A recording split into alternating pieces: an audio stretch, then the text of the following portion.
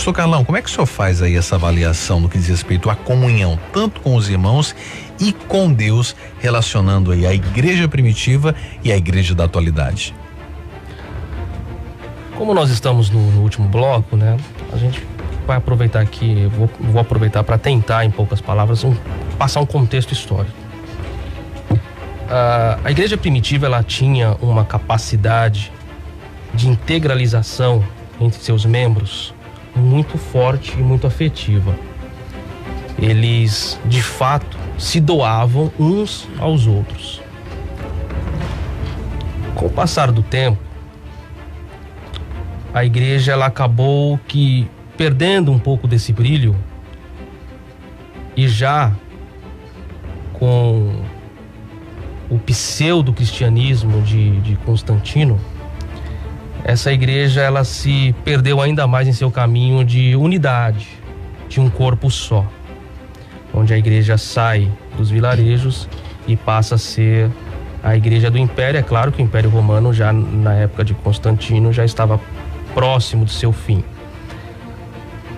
Com o domínio da igreja e o crescimento da igreja, com a ideia dos papas, a igreja acabou se tornando mais materialista. Tanto é que ela se permitiu, isso já desde o quarto século da igreja, se permitiu inserir situações tão materialistas a ponto de proibir os papas ou aqueles que tinham a intenção papal de casar-se. Porque, na verdade, a privação do casamento dos papas se deu justamente por uma questão material, da questão da herança. Porque toda mulher queria que suas filhas, ou até elas mesmas, tivessem relações com o clero, pensando no futuro com relação à herança aos filhos. Então a igreja entendeu, opa, pera lá, nós temos nosso dinheiro, nossa riqueza, então nós temos que bloquear isso, porque senão a igreja vai quebrar. Essa é a igreja constantiniana, a igreja católica, a igreja que passou-se de geração em geração, e a igreja evangélica também. E tá? só pegando um gancho aqui, fazer com que você não perca o raciocínio. Hoje nós temos igrejas neopentecostais dentro do Brasil que já estão adotando esse mesmo princípio. Justamente. Então, a questão do amor, do fraternal, foi se perdendo, tendo divisões. Com a reforma, com o advento da reforma depois do período de 1000 anos, chamado como a noite escura da igreja, a reforma ela veio para tentar de algum modo trazer unificação. Porém, com o advento da reforma, essa unificação ela ocorreu mais em termos teológicos, doutrinários e dogmas, do que propriamente na união, porque a igreja reformada ela trouxe as ideias calvinistas com seus alunos. Os remonstrantes surgiram com a ideia de Armínio para combater.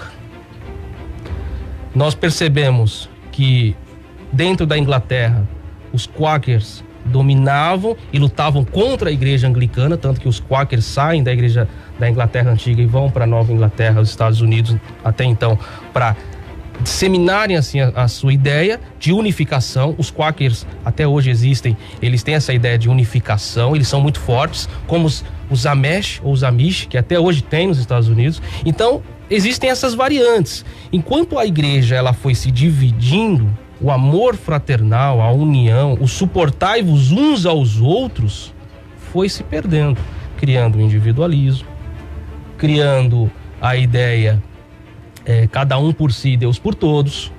Então isso enfraqueceu também a questão da igreja no passar dos tempos.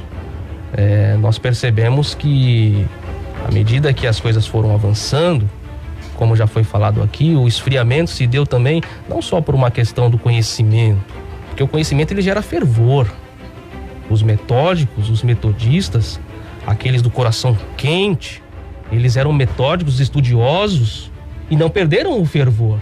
O que faz eu perder o fervor é justamente quando eu me envolvo com as coisas externas, priorizando as coisas externas em detrimento das coisas de Deus. Não digo coisas religiosas, digo das coisas de Deus. Então ficou muito dificultoso essa questão do amor fraternal ao próximo, do suportai-vos.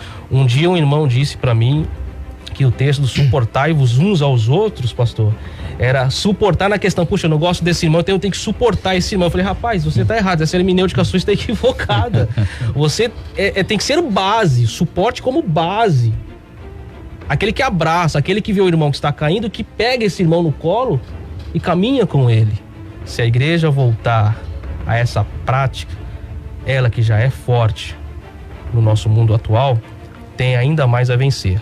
A gente acha que o evangelismo chegou em todos os lugares do mundo, infelizmente a gente sabe que não, e precisa chegar.